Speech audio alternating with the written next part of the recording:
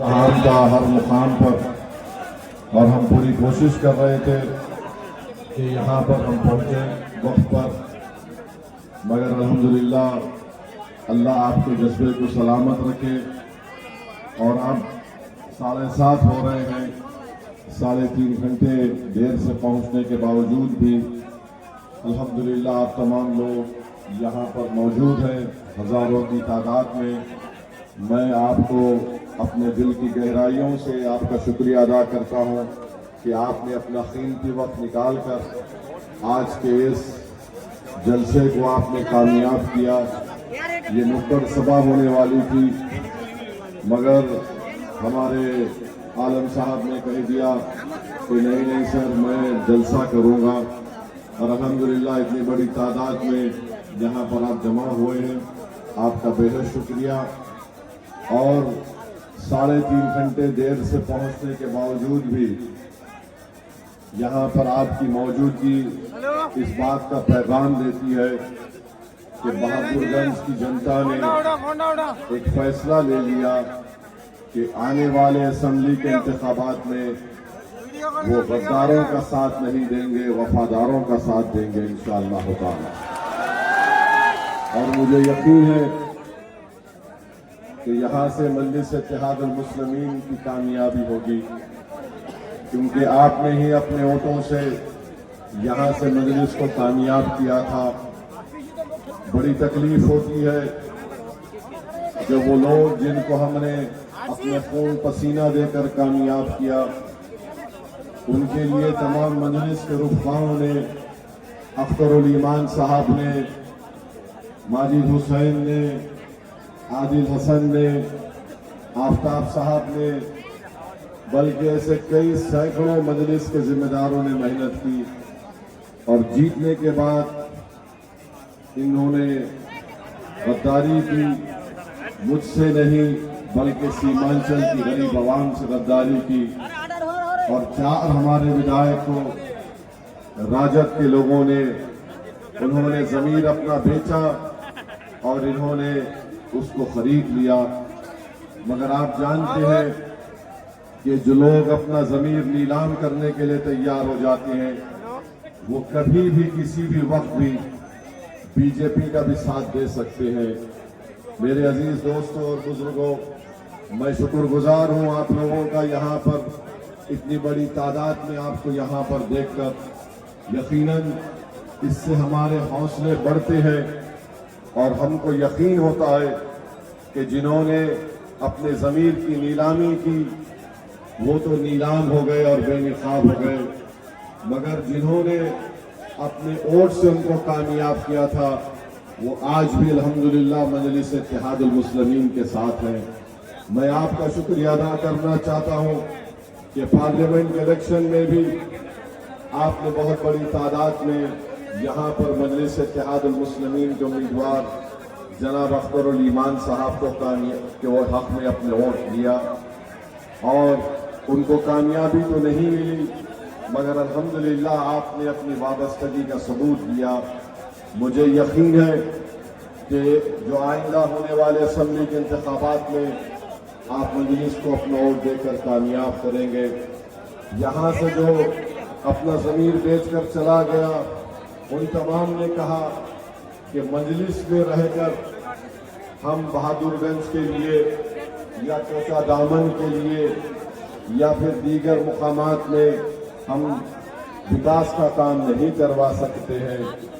میں ان سے پوچھنا چاہتا ہوں، بتاؤ اختر الایمان کو تم نے اکیلا چھوڑ دیا، مگر اس ایک اختر الایمان نے اپنی ویدھان سبھا میں 800 کروڑ کے ڈیولپمنٹ کے کام کروائے۔ تم نے کیا کیا؟ تمہارا ڈپٹی چیف منسٹر تھا، تم نے کون سا کام یہاں پر بہادر گنج میں کرایا؟ تم نے جھوٹ بول کر مجلس کا ساتھ چھوڑا، اور تم نے بہادر گنج کی جنتا کے لیے کوئی کام نہیں کیا۔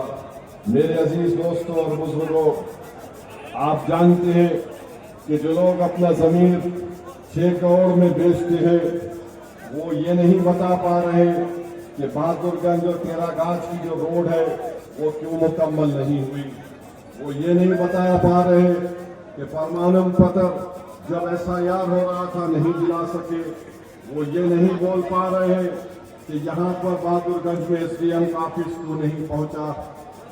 وہ یہ نہیں بول پا رہے کہ کینسر کے اتنے بڑے امراض مریض یہاں پر ہیں, ان کے لیے ایمس نہیں بنا سکے.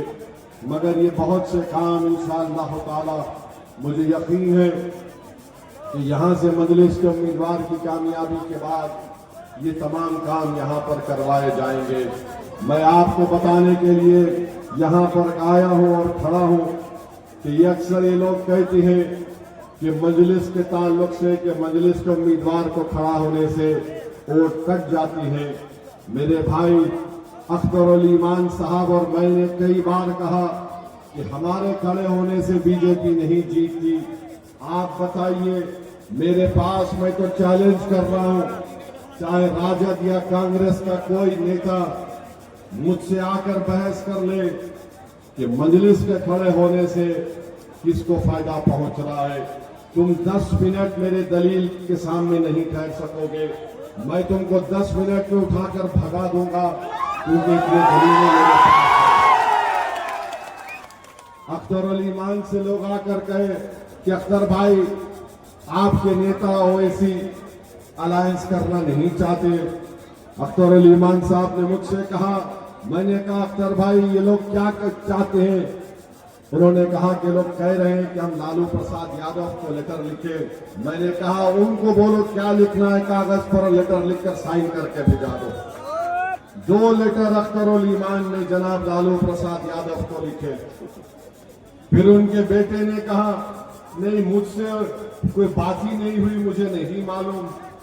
مجھے ایک بات بتائیے, آپ اور ہم جس پریوار کا حصہ ہیں, اگر ہمارے گھر میں اگر ہمارا کوئی گھر کا بڑا آدمی اگر ہم اس کے پاس چلے جاتے تو کہتا ہے کہ میں نے یہ لائن ڈال دی ہے اور ہم اپنے بڑے کے فیصلے کو قبول کر لیتے. یہ ایک عجیب شخص ہے جس کا باپ زندہ ہے, اپنے والد کی زندگی میں کہہ رہا ہے کہ مجھ سے نہیں بات کرے. میں نے کہا اس کی بھی حجت پوری کرو اختر بھائی. تو اختر بھائی نے کہا کہ سر اس کو لیٹر میں دوں گا اور اپنے طریقے سے دوں گا. میں نے کہا لیٹر آپ دے دو, طریقہ آپ کا. تو اختر علی ایمان نے ڈھول بجا کر اس کو لے جا کر گھر پہ لیٹر دیا تاکہ ان کو معلوم ہو جائے, پوری دنیا کو معلوم ہو جائے کہ مجلس الائنس کرنا نہیں چاہتی بلکہ کرنا چاہتی تھی. لیٹر دیا. لیٹر میں اختر علی ایمان نے کیا لکھا کہ ہم کو تم گٹھ بندھن کا حصہ بناؤ, 6 سیٹ دو ہم کو, 5 تو ہم جیت چکے تھے, 6 دے دو. اور اگر تم کو ستا ملتی کسی میں سے ہم اگر 6 جیت گئے تو منتری مت بناؤ, سیمانچل سے انصاف کرو, سیمانچل ڈیولپمنٹ کونسل بناؤ تاکہ یہ بھارت کا سب سے پسماندہ علاقہ ہے, یہاں پر خوشحالی آئے, یہاں پر انصاف ہو.